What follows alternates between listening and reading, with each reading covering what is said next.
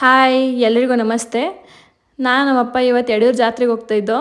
ನಮ್ಮಪ್ಪ ಹೊಸ ದನ ತೊಗೊಂಡಿದ್ದಾರೆ, ಅದಕ್ಕೆ ಬಾ ಬಿಟ್ಬಿಟ್ಟು ಬರುವಂತೆ ಅಂತ ಕರ್ಕೊಂಡು ಹೋಗ್ತಾಯಿದ್ರು. ಸಲಿ ನಾವೇ 3-4 ಜೊತೆ ದನ ಕಟ್ತಿದ್ವಿ. ಯುಗಾದಿ ವರ್ಷದಡ್ಕೆಲ್ಲ ಮುಗಿಸ್ಕೊಂಡು ಹೋದರೆ ಯಡಿಯೂರು ತೇರು ಮುಗಿಸ್ಕೊಂಡೇ ವಾಪಸ್ ಬರ್ತಿದ್ದು. ಒಂದು ಸಲ ನಾನು ಹೋಗಿದ್ದೆ, 7th 8th ಒಂದು ವಾರೆಲ್ಲ ಅಲ್ಲೇ ಇದ್ದೆ. ದನಿಗೆ ಹುಲ್ಲು ಹಾಕೊಂಡು ನೀರು ಕುಡಿಸ್ಕೊಂಡು ಅದೇ ನನ್ನ ಕೆಲಸ. ಅದಕ್ಕೆ ನಮ್ಮಪ್ಪ 20 ರೂಪಾಯಿ ಕೊಡ್ತಿದ್ರು ದಿನಕ್ಕೆ.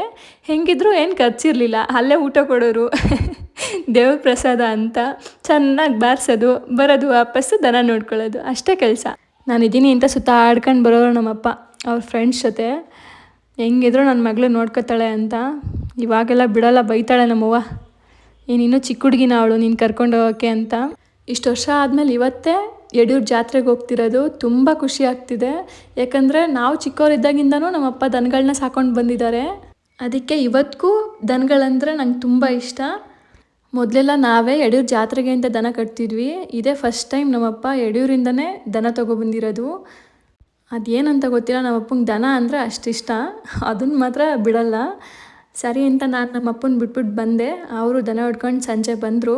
ಪೂಜೆ ಮಾಡಿ ನಾವು ಮನೆ ನ್ಯೂ ಮೆಂಬರ್ಸ್ನ ವೆಲ್ಕಮ್ ಮಾಡಿದ್ವಿ, ಅಲ್ಲ ನ್ಯೂ ಬಾಯ್ಸ್ನ. ನಮ್ಮ ನ್ಯೂ ಬಾಯ್ಸ್ ಕೂಡ ಬಲಗಾಲ ಇಟ್ಟು ನಮ್ಮ ಮನೆ ಒಳಗಡೆ ಎಂಟ್ರಿ ಕೊಟ್ಟು. ನಮ್ಮಪ್ಪನ ಖುಷಿ, ಫಸ್ಟ್ ಟೈಮೇ ಬಲಗಾಲ ಇಟ್ಬಿಟ್ವಲ್ಲ ಅಂತ. ಇವತ್ತಿಗಿಷ್ಟೇ, ಮುಂದಿನ ವೀಡಿಯೋಗಳಲ್ಲಿ ಮತ್ತೆ ಸಿಗುವ.